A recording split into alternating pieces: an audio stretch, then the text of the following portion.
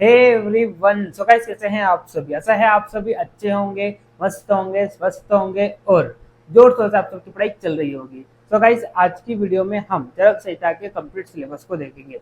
हम देखेंगे कि आपको बीएमएस सेकंड प्रोप में चरक संहिता में कौन कौन से स्थान पढ़ना है, किस स्थान का क्या वेटेज रहने वाला है, और साथ में हम यहाँ पर चरक संहिता का मार्क्स डिस्ट्रीब्यूशन भी कवर करेंगे। यानी कि थ्योरी की मार्किंग कितने में से होगी, प्रैक्टिकल की मार्किंग कितने में से होगी, और टोटल मार्किंग यानी कि प्रैक्टिकल प्लस थ्योरी मिलाकर कितने मार्क्स में से आपकी मार्किंग होगी।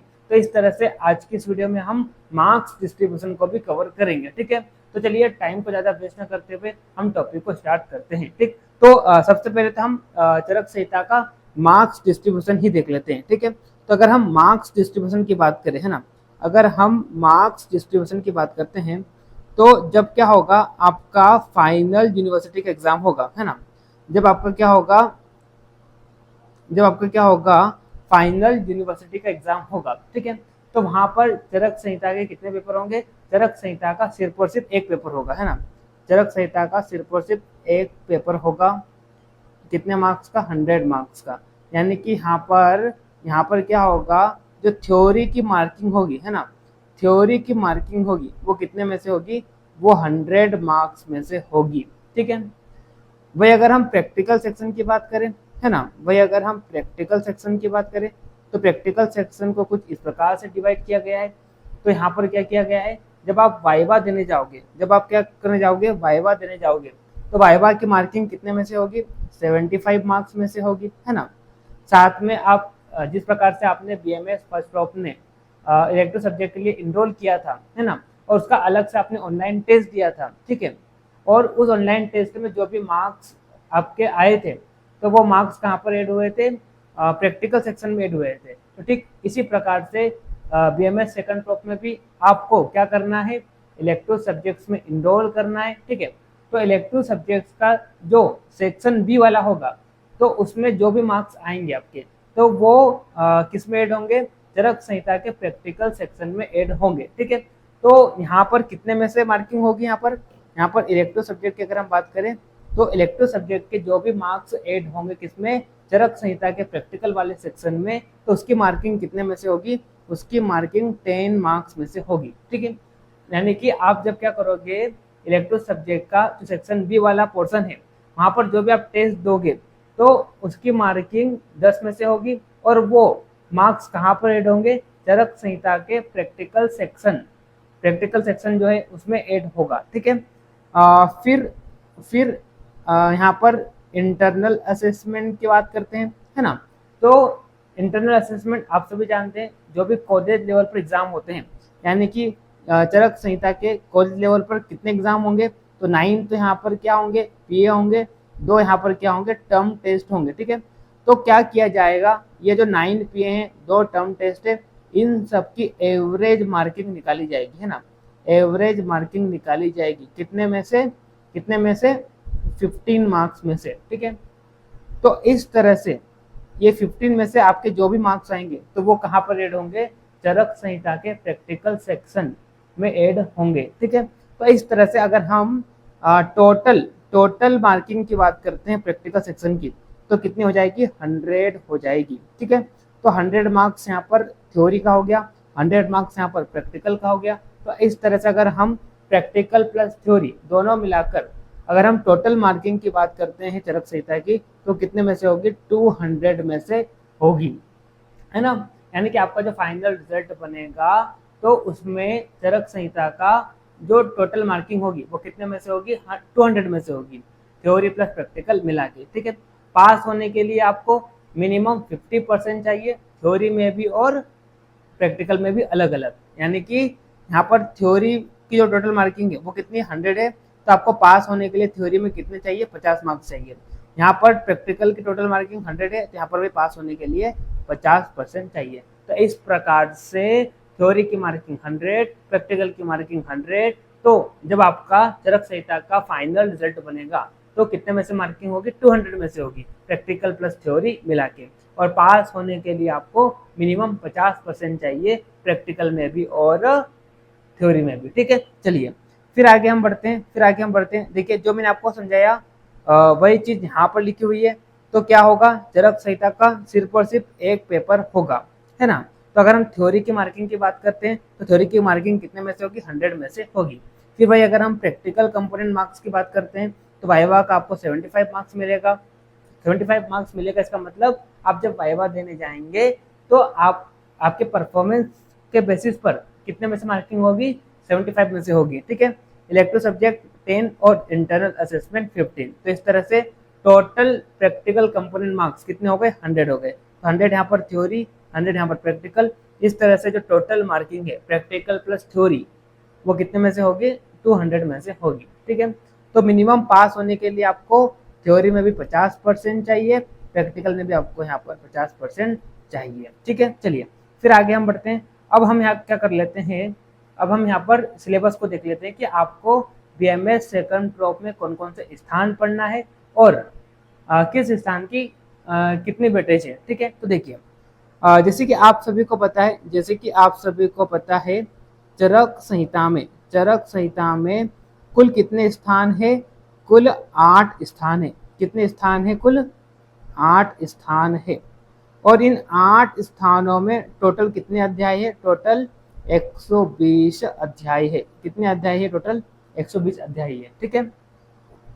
तो ये जो 8 स्थान है इसको 2 भाग में डिवाइड किया, दो भागों में डिवाइड किया। एक तो चरक पूर्वार्ध है ना, है ना, और दूसरा चरक उत्तरार्ध, ठीक है। चरक पूर्वार्ध में कितने स्थान लिए, चरक पूर्वार्ध में 5 स्थान लिए और चरक उत्तरार्ध में 3 स्थान लिए। 5 स्थान कौन कौन से पूर्वार्ध में, तो नंबर 1 सबसे पहला है सूत्र स्थान, ठीक है, जिसमें कितने अध्याय है, जिसमें कुल 30 अध्याय है ना। दूसरा स्थान है निदान स्थान, ठीक है, इसमें कितने अध्याय है, तो इसमें टोटल 8 अध्याय है। तीसरा है आपका विमान स्थान, है ना, विमान स्थान, इसमें कुल कितने अध्याय है, 8 अध्याय है। चौथा है आपका शारीर स्थान, है ना, इसमें कुल कितने अध्याय है, इसमें भी कुल 8 अध्याय है। और पांचवा है आपका इंद्रिय स्थान, है ना, पांचवा आपका क्या है, इंद्रिय स्थान, और इसमें कुल कितने अध्याय है, इसमें टोटल 12 अध्याय है, ठीक है। तो इस प्रकार से 5 स्थान जो है, कौन कौन से, सूत्र स्थान, निदान स्थान, विमान स्थान, शारीर स्थान और इंद्रिय स्थान, ये 5 स्थान चरक संहिता के पूर्वार्ध वाले हैं, ठीक है। और उत्तरार्ध की अगर हम बात करते हैं तो उत्तरार्ध में 3 स्थान, कौन कौन से, चिकित्सा स्थान, कल्प स्थान और सिद्ध स्थान, ठीक है। तो अगर हम हमारे सिलेबस की बात करते हैं, यानी कि आपको बीएमएस सेकंड प्रोफ में कौन कौन से स्थान पढ़ना है, तो बीएमएस सेकंड प्रोफ में आपको सूत्र स्थान के कितने अध्याय पढ़ना है, 13 से लगाकर 30, यानी कि कुल यहाँ पर आपको 18 अध्याय पढ़ना है। निदान स्थान के 8 अध्याय पढ़ना है, विमान स्थान के 8 अध्याय पढ़ना है, शारीर स्थान के 8 अध्याय पढ़ना है और इंद्रिय स्थान के 12 अध्याय पढ़ना है। तो इस प्रकार से आपको बीएमएस सेकंड प्रोफ में टोटल कितने अध्याय पढ़ना है, टोटल आपको 54 अध्याय पढ़ना है। कितने पढ़ना है, टोटल 54 अध्याय पढ़ना है। यानी कि आपका जो बीएमएस सेकंड प्रोफ का जो फाइनल यूनिवर्सिटी का पेपर होगा तो वहाँ पर कितने अध्याय में से पूछा जाएगा चरक संहिता के, 54 अध्याय में से। तो यहाँ पर सूत्र स्थान के 13 से लगाकर 30 अध्याय, उसके बाद आपके निदान स्थान के 8 अध्याय, विमान स्थान के 8 अध्याय, शारीर स्थान के 8 अध्याय और इंद्रिय स्थान के 12 अध्याय। इस प्रकार से आपको बीएमएस सेकंड प्रोफ में टोटल 54 चैप्टर्स को पढ़ना है चरक संहिता में, ठीक है। और चरक संहिता का सिर्फ और सिर्फ एक ही पेपर होगा, तो उसी एक पेपर में ये सारे 54 अध्याय वैसे क्वेश्चन पूछे जाएंगे, ठीक है। तो अगर हम यहाँ पर अलग अलग स्थान की वेटेज की बात करते हैं तो यहाँ पर सूत्र स्थान की कितने वेटेज है, सूत्र स्थान की अगर हम वेटेज की बात करें तो सूत्र स्थान के यहाँ पर 33 मार्क्स की वेटेज है, ठीक है। निदान स्थान की बात करते हैं तो निदान स्थान की 19 मार्क्स की वेटेज है। विमान स्थान की बात करते हैं, विमान स्थान का यहाँ पर 24 मार्क्स की वेटेज है। शारीर स्थान की 13 मार्क्स की और इंद्रिय स्थान की 7 मार्क्स की वेटेज है, ठीक है। तो इस प्रकार से यहाँ पर क्या किया गया है, आपको स्थान वाइज वेटेज बताया है, चैप्टर वाइज नहीं बताया। यानी कि इस चैप्टर से इतने मार्क्स का पूछेगा, इस चैप्टर से इतने मार्क्स का पूछेगा, ऐसा यहाँ पर क्लियर नहीं किया। यहाँ पर इन्होंने क्या किया कि सूत्र स्थान, जिसमें कुल कितने अध्याय पढ़ना है आपको बीए में सेकंड प्रॉफ में, टोटल 18 चैप्टर पढ़ना है सूत्र स्थान के। कौन कौन से, 13 से लगाकर 30 तक। तो इनका वेटेज कितने मार्क्स का है, 33 मार्क्स का। निदान स्थान में टोटल 8 अध्याय है, तो इन 8 अध्याय में से कितने मार्क्स का पूछा जाएगा, 19 मार्क्स का पूछा जाएगा। विमान स्थान में टोटल 8 अध्याय है, तो इन 8 अध्याय में से 24 मार्क्स का पूछा जाएगा। शारीरिक स्थान का 8 अध्याय है, तो इन 8 अध्याय में से 13 मार्क्स का पूछा जाएगा। इंद्रिय स्थान के टोटल 12 अध्याय है, तो इन 12 अध्याय में से 7 मार्क्स का पूछा जाएगा। तो इस प्रकार से ये वेटेज रही है अलग अलग स्थान वाइज। ठीक है, तो सबसे ज्यादा वेटेज किसकी है, सूत्र स्थान की है, उसके बाद विमान स्थान की, उसके बाद निदान स्थान, उसके बाद शारीर, उसके बाद इंद्रिय स्थान। ठीक है, चलिए फिर आगे हम बढ़ते हैं। ठीक है, तो देखिए अब मैंने एकदम शॉर्ट में आपको पूरा सिलेबस बता दिया, उसकी वेटेज बता दी है ना। मैं यहाँ पर चैप्टर के नाम पढ़ के आपको नहीं बताऊंगा कि इस स्थान में ये अध्याय पढ़ना है, इस स्थान में यही अध्याय पढ़ना है, ये आप खुद से देख लेना। ठीक है, ये पीडीएफ मैंने एप्लीकेशन पर अपलोड कर दी है, तो आप चरक संहिता वाले सिलेबस में जाना, वहाँ पर आपको डिटेल मिल जाएगा कि कौन से स्थान में आपको कौन कौन से अध्याय को पढ़ना है। मैं यहाँ पर अगर नाम लेने बैठूंगा हर एक अध्याय का, तो ये वीडियो काफ़ी लंबी हो जाएगी। ठीक है, चलिए तो अब हम आगे बढ़ते हैं। आगे बढ़ने से पहले मैं छोटी सी इन्फॉर्मेशन दे दूं, अगर आप में से किसी ने, यानी कि जो लोग यूट्यूब पर लेक्चर देख रहे हैं, तो अगर आप में से किसी ने आयुर्वेदाविक्स एप्लीकेशन को डाउनलोड नहीं किया है, तो एप्लीकेशन को डाउनलोड कर लीजिए। लिंक आपको इस वीडियो की डिस्क्रिप्शन में मिल जाएगा। वहाँ पर मैंने आप सबके लिए, यानी कि जितने भी बीएमएस सेकंड प्रो वाले स्टूडेंट्स हैं, उन सभी स्टूडेंट्स के लिए मैंने क्या किया है, चरक 1.0 इस नेम से कोर्स लॉन्च किया है ना। तो अगर आपने कोर्स को चेक नहीं किया तो कोर्स को आप चेक कीजिए, वहाँ पर रेगुलर क्लासेस होगी, लेक्चर का आपको नोट्स मिलेगा, बीच बीच में लाइव सेशन होंगे। ठीक है, तो इस प्रकार से वहाँ पर आपको सारी सुविधाएं मिलेगी, है ना। अगर आपको कोई डाउट हो तो मेरा कॉन्टेक्ट नंबर डिस्क्रिप्शन में आपको मिल जाएगा, तो उस नंबर पर आप मेरे को कॉन्टेक्ट कर सकते हो, है ना। कोर्स के रिगार्डिंग अगर आपको डाउट हो तो तब भी आप मेरे को कॉन्टेक्ट कर सकते हो, या कोर्स लेने के बाद भी अगर आपको पढ़ते वक्त किसी टॉपिक में डाउट हो तब भी आप मेरे को कांटेक्ट कर सकते हो। ठीक है, तो अगर आप में से किसी ने चेक नहीं किया है तो आप एप्लीकेशन को डाउनलोड कीजिए और डेमो लेक्चर्स को देखिए, है ना।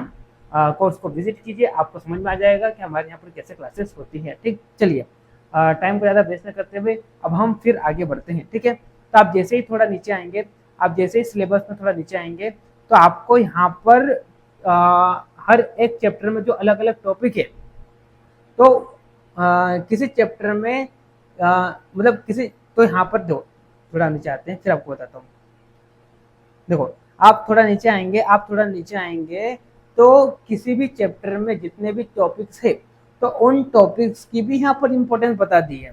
फॉर एग्जाम्पल, अगर मान लो किसी चैप्टर के किसी टॉपिक के आगे क्या लिखा हुआ है, एम के लिखा हुआ है। एम के का मतलब क्या होता है, मस्ट नो। तो वो टॉपिक मोस्ट इम्पोर्टेंट है, मतलब उस टॉपिक को तो आपको छोड़ना ही नहीं है। अगर किसी टॉपिक के आगे क्या लिखा हुआ है, डीके लिखा हुआ है, तो वो इतना ज्यादा इम्पोर्टेंट नहीं है ना, लेकिन फिर भी इसको भी आपको छोड़ना नहीं है। क्यों नहीं छोड़ना है, क्योंकि डीके में से 3 एमसीक्यू पूछे जाएंगे, है ना, और एक शॉर्ट आंसर क्वेश्चन यहाँ से पूछा जाएगा। अगर हम एमके की बात करते हैं तो एमके में से 15 एमसीक्यू पूछे जाएंगे, है ना, मतलब जो भी आपका पेपर होगा, तो आपको सभी को पता है 20 एमसीक्यू पूछे जाते हैं, तो 20 एमसीक्यू में से 15 एमसीक्यू तो कहाँ से आएंगे, एमके वाले टॉपिक से आएंगे। यानी कि किसी टॉपिक के अगर एमके लिखा है तो वो टॉपिक मोस्ट इम्पोर्टेंट है ना, क्योंकि एमसीक्यू टोटल कितने पूछे जाते हैं, 20 पूछे जाते हैं, तो 20 में से 15 एमसीक्यू जो है वो एमके वाले टॉपिक से आएगा। ठीक है, बाकी 3 एमसीक्यू डीके वाले टॉपिक से आएगा और 2 एमसीक्यू जो है वो कहाँ से आएंगे, एनके वाले टॉपिक से आएंगे। तो इस प्रकार से यहाँ पर क्या किया गया है, टॉपिक वाइज इंपॉर्टेंट बता दी। तो जिस भी टॉपिक के आगे एमके लिखा है तो उसको तो आपको छोड़ना ही नहीं है, क्योंकि वो मोस्ट इंपॉर्टेंट है। क्यों इंपॉर्टेंट है, क्योंकि 15 एमसीक्यू यहाँ से पूछेगा, 7 शॉर्ट आंसर क्वेश्चन यहाँ से पूछेगा और चारों लॉन्ग आंसर क्वेश्चन एमके वाले टॉपिक से आएंगे, है ना। उसके बाद डीके वाला जो टॉपिक है वो इम्पोर्टेंट हो जाता है। डीके की अगर हम वेटेज की बात करते हैं, यानी कि जिस भी टॉपिक के आगे डीके लिखा है तो वहां से कितने मार्क्स का पूछेगा, तो यहाँ पर 3 एमसीक्यू पूछेगा, है ना। फिर शॉर्ट आंसर क्वेश्चन एक आएगा डीके वाले टॉपिक से, और लॉन्ग आंसर क्वेश्चन एक भी नहीं आएगा। और एनके की बात करते हैं तो एनके को अगर आप चाहो तो छोड़ भी सकते हो, है ना, क्यों, क्योंकि यहाँ से सिर्फ 1 से 2 एमसीक्यू पूछेगा, ठीक है। तो इस तरह से आप थोड़ा नीचे स्क्रॉल करेंगे तो आपको यहाँ पर टॉपिक वाइज क्या मिल जाएगा, इंपॉर्टेंस मिल जाएगी, ठीक है। चलिए, यानी कि आपको यहाँ पर टॉपिक के भी इंपॉर्टेंट बता दिए कि कौन सा टॉपिक इंपॉर्टेंट है। तो जिस भी टॉपिक के आगे एम के है उसको आपको करना ही है।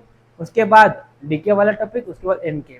अगर आप एन के को छोड़ना चाहो, यानी कि जिस भी टॉपिक के आगे एन के लिखा हुआ है उसको आप छोड़ भी सकते हो। जैसे कि आप यहाँ पर एग्जाम्पल देखिए,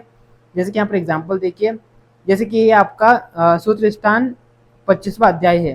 तो यहाँ पर ये जो जस्टिफाई द पोजिशन ऑफ, ये जो आपको टॉपिक दिखाई दे रहा है इसके आगे एम के लिखा हुआ है, ये टॉपिक के आगे एम के लिखा हुआ है, इस टॉपिक के आगे डी के लिखा हुआ है, और इस टॉपिक के आगे यहाँ पर एन के लिखा हुआ है, ठीक है। तो यहाँ पर ये जो भी एम के वाले टॉपिक है ये इंपॉर्टेंट है, यानी कि इनको तो आपको छोड़ना ही नहीं है, ठीक है। फिर जो डी के है तो इसको भी आपको कर लेना है, क्योंकि यहाँ से एक शॉर्ट आंसर क्वेश्चन आएगा, है ना। और एन के है जिसको अगर आप चाहो तो पढ़ लो, अगर आपको टाइम नहीं है आपके पास तो आप इसको छोड़ भी सकते हो, ठीक है। चलिए फिर आगे हम बढ़ते हैं। तो आप देख लेना यहाँ पर, है ना, जब भी आप कोई चैप्टर स्टार्ट करो तो आप देख लेना कि उस चैप्टर में कौन से टॉपिक के आगे एम के है, कौन से टॉपिक के आगे डी के है, कौन से टॉपिक के आगे यहाँ पर एन के है, ठीक है। फिर आप थोड़ा नीचे आएंगे तो पेपर का पैटर्न तो आप सभी को पता ही है। 20 एमसीक्यू पूछता है, 8 शॉर्ट आंसर क्वेश्चन और 4 लॉन्ग आंसर क्वेश्चन पूछता है, ठीक है। मैंने आपको ये भी बता दिया कि 20 एमसीक्यू में से 15 एमसीक्यू एमके वाले टॉपिक से आएंगे, 3 एमसीक्यू आपके डीके वाले टॉपिक से आएगा, और 2 एमसीक्यू एनके वाले टॉपिक से आएगा। वह अगर हम शॉर्ट आंसर क्वेश्चन की बात करते हैं तो टोटल 8 शॉर्ट आंसर क्वेश्चन आएंगे, है ना। तो 8 शॉर्ट आंसर क्वेश्चन में से 7 जो क्वेश्चन है वो एमके वाले टॉपिक से पूछे जाएंगे, है ना, और एक शॉर्ट आंसर क्वेश्चन डीके वाले एनके वाले डीके वाले टॉपिक से पूछा जाएगा। वह अगर हम लॉन्ग आंसर की बात करते हैं तो चारों लॉन्ग आंसर क्वेश्चन जो है वो एमके वाले टॉपिक से पूछे जाएंगे, ठीक है। तो इस प्रकार से ये पेपर का पैटर्न रहने वाला है। फिर आप जैसे ही नीचे आएंगे तो आपको यहाँ पर ये भी बता दिया है, आपको यहाँ पर चार्ट के थ्रू ये भी बता दिया गया है कि कौन से चैप्टर से एमसीक्यू पूछेगा, कौन चैप्टर से एसएक्यू पूछेगा, कौन से चैप्टर से एलएक्यू पूछेगा, ठीक है।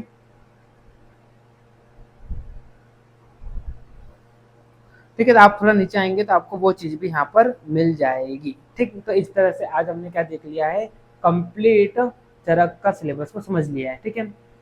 अगर आपको ये जानना है कि कौन से सूत्र स्थान में कौन कौन से अध्याय है ना, तो आपको क्या करना है, इस पीडीएफ को गो थ्रू कर लेना है, तो आपको यहाँ पर सारी जानकारी मिल जाएगी, ठीक। चलिए, तो मिलते हैं नेक्स्ट लेक्चर में, तब तक के लिए okay bye, see you again.